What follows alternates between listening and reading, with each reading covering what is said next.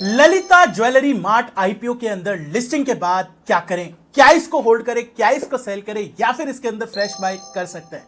चलिए जान। देखो आईपीओ का अलॉटमेंट आज आउट हो जाएगा। मुझे पर्सनली कितने लॉट आए हैं, अलॉटमेंट लिंक प्लस हमारी ऑडियंस में कितने लोगों के पास अलॉटमेंट आया है, ये सब ओपन टेलीग्राम और व्हाट्सएप चैनल पे शेयर कर दूंगा। तो याद से पिन कमेंट और डिस्क्रिप्शन से आप ओपन व्हाट्सएप और टेलीग्राम चैनल ज्वाइन कर लो। दोस्तों मेरे पास कितने लॉट आए हैं वो मैं बता दूंगा, आपके पास कितने आए हैं, कितने आपने अप्लाई किए थे, एक बार कमेंट करके जरूर बताना। अब सवाल ये आ जाता है कि उत्कर्ष क्या इसको लिस्टिंग डे वाले बुक करें या फिर अपन इसको लॉन्ग टर्म के लिए होल्ड करें, क्या इसको आईपीओ के 5-10 दिन होल्ड करके एक्स्ट्रा प्रॉफिट बनाया जा सकता है और या फिर मुझे इसको लिस्टिंग डे वाले दिन ही सेल कर देना चाहिए। देखो इन सभी सवालों के जवाब आपको इस वीडियो में मिल जाएंगे, बस एक ही शर्त है, वीडियो को लास्ट तक देखना। अगर देख लिया तो धूट ट्रांसमिशन जैसा पैसा बनाओगे। धूट ट्रांसमिशन पे मैंने कहा था जैसे ही लिस्टिंग होगी पार्शियल लोग एग्जिट करेंगे क्योंकि रिटेलर के पास होगा और उसके बाद अच्छा मूवमेंट मिल सकता है। मैं थोड़े टाइम बाद एक्सपेक्ट कर रहा था लेकिन इमीडिएटली 2-3 दिन में ही मूवमेंट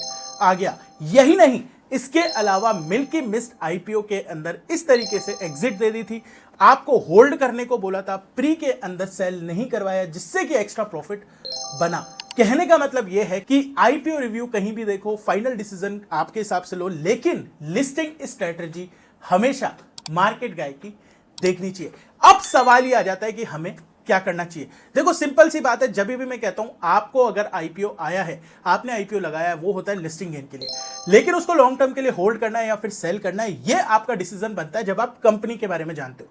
तो ललिता ज्वेलरी मार्ट जो कंपनी है, नाम ही सजेस्ट करे, कंपनी जो है ज्वेलरी सेगमेंट के अंदर हो जाती है, नॉर्मल रिटेल चेन की तरह है, जैसे टाइटन हो गया, जैसे मोती सन्स हो गया, जैसे आरबीजेड हो गया, उसी तरह ये साउथ इंडिया के अंदर हो जाती है। दोस्तों ज्वेलरी सेगमेंट जो है मुझे पर्सनली अभी रिसेंट के अंदर इतना पसंद नहीं आ रहा, क्योंकि आपको याद होगा मोदी जी ने स्पीच देके कहा था गोल्ड कम खरीदो, और मुझे उससे फर्क नहीं पड़ता कि मोदी जी ने कहा तो करना है, लेकिन एक चीज है, जब भी गवर्नमेंट इस तरीके की पॉलिसी लाती है इसका मतलब कहीं ना कहीं वो सेक्टर थोड़ा सा अंडर परफॉर्म करता है। तो मैं पर्सनली लॉन्ग टर्म में इस स्टॉक को पोर्टफोलियो में जगह देने के फेवर में नहीं हूं। कंपनी की आप बात करोगे तो कंपनी काफी अच्छी स्ट्रॉन्ग प्रेजेंस रखती है, साउथ इंडिया में आगे एक्सपेंड भी कर रही है। फाइनेंशियल्स की बात करोगे, रेवेन्यू 40% से ग्रो किया है, प्रॉफिट आफ्टर टैक्स 100% से ऊपर चल रहा है, और तो और वैल्यूएशन में पी रेशियो भी 11 का है। मतलब too good to be true वाली सिचुएशन हो जाती है कि यार इतना सब कुछ। फर्स्ट ऑफ ऑल तो लास्ट ईयर के अंदर इतना बड़ा जंप, दूसरा वैल्यूएशन आप हमसे एकदम ही कम मांग रहे हो 11 का, और प्लस मैंने जब इसकी एंकर बुक एनालाइज की तो वहां पर भी अगर मैं 10 में से रेटिंग देना चाहूं तो वो 7 की हो जाती है। यही कारण है मैं लॉन्ग टर्म के लिए इसको होल्ड नहीं करूंगा। तो क्या उत्कर्ष हम इसको लिस्टिंग डे वाले दिन ही निकाल दे? नहीं। देखो लॉन्ग टर्म से मेरा कहने का मतलब है, कई लोग ऐसा होते हैं जो आईपीओ का शेयर अपना पोर्टफोलियो में रख के भूल जाना चाहते हैं। मैं कहूंगा वो मत करो आप।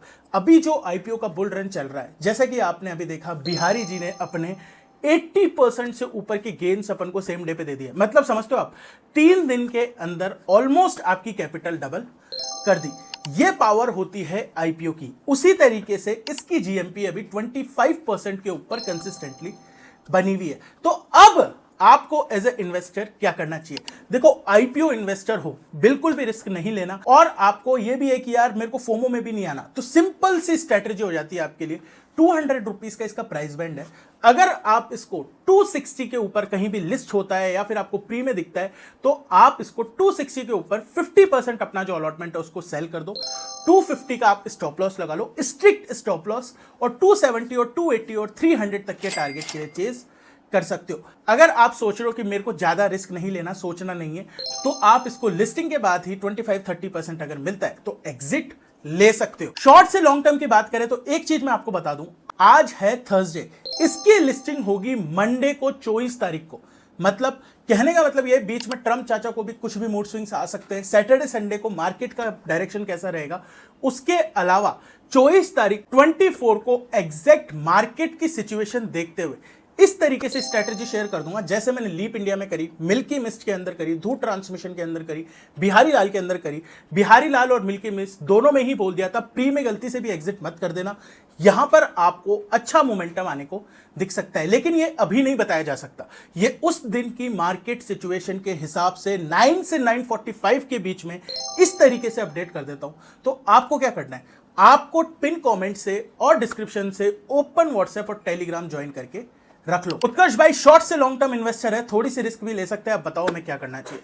अगर 250 के ऊपर लिस्ट होता है, 245 का स्टॉप लॉस लगा के 260, 280 और 300 मेरे टारगेट हो जाते हैं। वहीं पे मैं चाहूं तो 260 के ऊपर अगर जाता है तो 50 to 70% अपना लॉट बुक कर सकता हूं, जो भी आपका अलॉटमेंट आया है। सपोज अगर आपके पास 14 लॉट आए हैं तो 8-10 आप बुक कर सकते हो। अगर आपके पास एक लॉट आया है तो 50% आप बुक कर सकते हो। रिमेनिंग पे आप स्टॉप लॉस लगा सकते हो यहाँ पे 245 का, और टारगेट आपके 260, 280 और 300 तक के हो जाएंगे। अगर बीच में आपको फुल एग्जिट लेना हुआ तो भी कोई दिक्कत नहीं है। ये कंपनी मेरे को पर्सनली लॉन्ग टर्म के लिए नहीं लग रही। क्या इसका मतलब इसमें मोमेंटम नहीं आ सकता? डेफिनेटली आ सकता है। देखो एक चीज समझो, लॉन्ग टर्म से मेरा मतलब यह है कि मुझे आगे आने वाले क्वार्टर्स इसके देखने पड़ेंगे, लेकिन इमीडिएट में क्या है, QIB सब्सक्रिप्शन 150 टाइम्स हुआ है, तो वहां पर दिख रहा है कि QIB का इंटरेस्ट यहां पर है, तो हो सकता है वो इनिशियली इसको काफी अच्छा मोमेंटम दे दे। तो आपको क्या करना है, फोमो में नहीं आना, आपको प्रॉपर स्टॉप लॉस लगा के और ऊपर चलने दो, जितना ऊपर चले चलने दो। फिर ट्रेलिंग स्टॉप लॉस यानी कि 5%, सपोज मैंने इसके अंदर 280 का टारगेट सेट किया, अब ये 280 आ गया, वहां पर फिर मेरा टारगेट स्टॉप लॉस 270 का हो जाएगा। ट्रेलिंग 5% स्टॉप लॉस, ट्रेलिंग मतलब 280 का 5% लगभग 10 रुपए, यानी कि 270 का स्टॉप लॉस लगा के फिर 300 के लिए चेस करूंगा। सपोज आपकी किस्मत बहुत अच्छी है, 300 भी आ गया, तो आपका स्टॉप लॉस 285 हो जाएगा। इस तरीके से ट्रेल करते जाओ और हिट होते ही एग्जिट ले लो। वहां पर मेरे को पता है आपको ऊपर के 4-5% मिस हो जाएंगे, लेकिन इससे आप एक्स्ट्रा रिटर्न भी बना लोगे। क्या फ्रेश बाय अपॉर्चुनिटीज में बन सकती है? डेफिनेटली बन सकती है, लेकिन एक चीज मैं आपको बता दूं, आप में से 90% लोग आते हैं, वीडियो देखते हैं, फायदा उठाते हैं, लिस्टिंग स्ट्रेटजी से एक्स्ट्रा प्रॉफिट बनाते हैं, लेकिन सब्सक्राइब करना भूल जाते हैं। तो 1 सेकंड लगेगा, सब्सक्राइब कर दो। फ्रेश बाय अपॉर्चुनिटी इसके अंदर बनती है, जीएमपी इसकी 25% के आसपास चल रही है, लेकिन ये 220 के आसपास अगर लिस्ट होता है तो 210 का स्टॉप लॉस रख के 230, 240, 250 मेरे टारगेट हो जाएंगे। बाकी एग्जैक्ट स्ट्रेटजी जैसे कि मैंने बताया, मेरे पर्सनल अगर मुझे अलॉटमेंट आता है और आपके लिए मैं ओपन चैनल्स पे इस तरीके से शेयर कर देता हूं, तो उसको याद से ज्वाइन कर लेना। और अगर आपको ये लिस्टिंग स्ट्रेटजी अच्छी लगी हो तो लाइक करके चैनल को सब्सक्राइब कर दो। मिलेंगे किसी और वीडियो में, बाय।